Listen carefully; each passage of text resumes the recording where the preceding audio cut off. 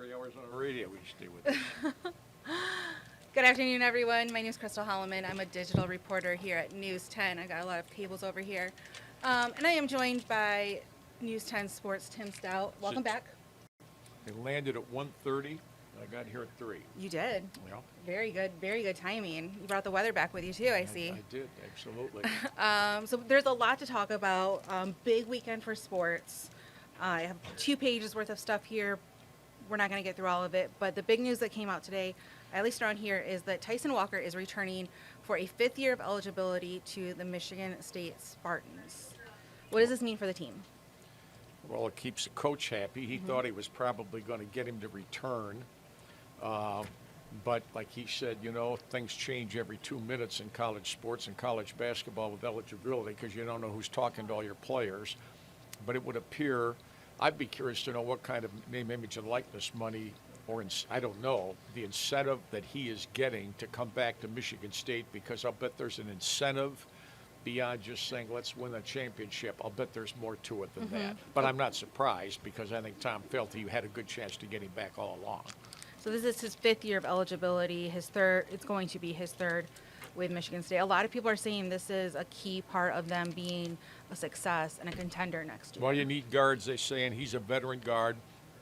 He's had achievement. He knows the system. He knows the coach. He relates to the coach. If he stays healthy and blends in with the newcomers, why, they're going to be, prominently ranked in the preseason polls for next season. No question about it. All right. Now they want to see what Malik Hall's going to do. It's true. We'll keep our eye out for that. We'll see about that. You're a golf guy, and what did you think about the Masters outcome over the weekend? I can't believe it took 5 hours for 2 guys to play the final round because the twosome in front of them, most notably Cantlay and Hovland, should have both been penalized, especially Cantlay, for slow play. Koepka is a quicker player. And I wonder, had he been able to go at his normal pace, would he have played any differently than what he did?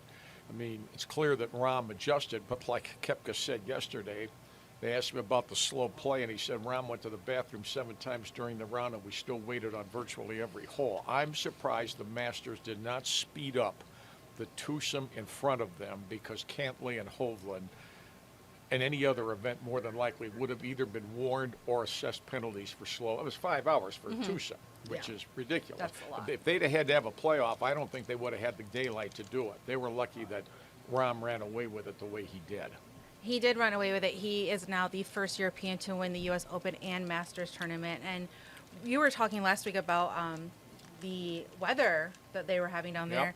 And take a look at this. There was actually trees that fell at Augusta, but nobody was injured. Hard to believe considering those trees and where everybody was. It's amazing to me with the grounds crew they have. It didn't take long that didn't look like one thing had happened there. They had that cleaned up in a jiffy. I also think it probably affected some players more than others that they had to play 30 holes yesterday. There's enough pressure. You're tired enough. Some of those guys were up at dawn, had to play in the cold weather at 8:30, finish the 3rd round. You sit around for an hour, hour and a half, then you got to play round number 4. I mean, that's asking a lot of those guys, and to Rahm's credit, he was able to do it, so that's why he's the winner. He was. Tiger Woods withdrew because of a foot injury, and Koepka, he mentioned that live golfers are not, quote, washed up, end quote, like some people were saying. Well, they finished 3 out of the top 6. And the shock to me was not Koepka. The shock to me was Mickelson, because he hasn't done anything the entire year, and to shoot 65 in the final round yesterday at his age with the way he had been playing was remarkable to me. Remarkable. And I don't know why CBS didn't make a bigger deal out of that. They didn't make a big deal out of it at all. Well, but we will. He's on the LIV Tour, so they claim that had no influence. I don't believe that. I don't think so. I don't believe that at all. We're going to speak about, or keep with, winning it all.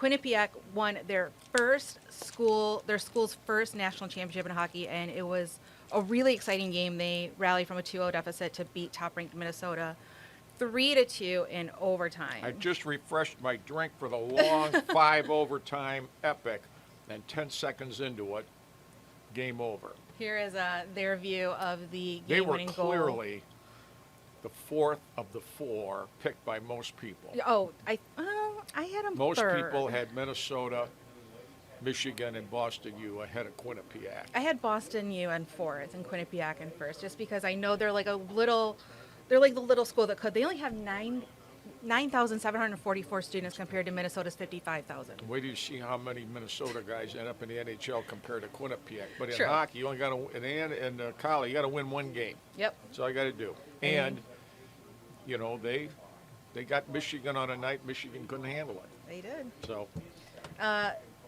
We also know that Dwayne Casey is out as the Pistons head coach. what Here's a break statement. for him. He gets paid the same salary for, as they say, working in the front office. You guys can't see that, Exactly but air quotes. what does that mean, working in the front office for the same salary? He must be so relieved that he doesn't put up with another 60 losses or whatever it'll be next year, because it's not going to be much different, I don't think. No, Pistons ended up 17-65 in the season, the worst in the league. Any ideas of who might be replacing No, him? I have no idea. And he's got, let's just say, he better be patient, because it's a chore in front of him. The first problem they have is getting better players than what they already have. They keep telling everybody that these guys are all getting better, and that all sounds great, but they can't, you know, they lost.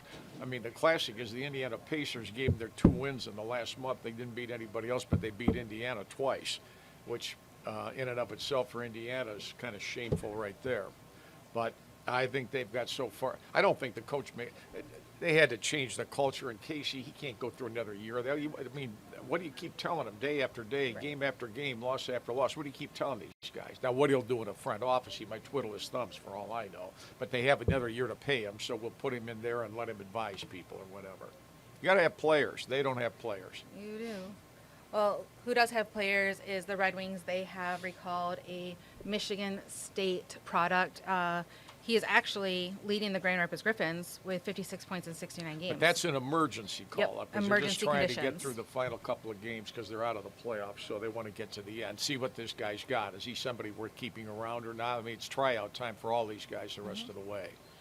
He's got a good record so far. Like I said, leading the Griffins. Of course, this tonight's game against the Stars is the last home game for the Red Wings, and then they have 2 games on the road in Carolina and Tampa to close out the season. Ooh, Yeah. it doesn't sound good. It doesn't, but that's what they got, and that's what you got to get through. So what else can we expect coming up a little bit later on? Well, this is the Sports last Desk? week of Michigan State spring football practice, and listening to Mel Tucker today, it sounds as if this will not be a game format per se.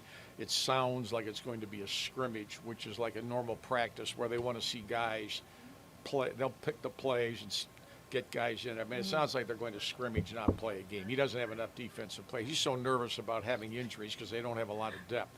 So while that's not a 100% done deal, it sounds, listening to him, that this is going to be a scrimmage deal. So We that's did- Saturday at 2 o'clock. There's no admission charge. Oh, yeah. And then tomorrow night, the Lugnuts have their home opener. What, they won all 3 games on the road? They're 3-0. They did, and they are facing the 3-0 Whitecaps, so somebody's got to lose. Tell you. Is the weather any good tomorrow night? It I is haven't looked at very it. good, Well, actually. then, and so for Tuesday night, good for Mid them. 60s. It's going to be a good game, and we're going to be there in the morning, so All right, good for them. that'll be a for good them. time. All right, well, that's what we have coming There up. we go. Tim, thanks for You're tuning in. welcome. We'll see everybody See you else at later. 6:20, everybody. I hope. You will.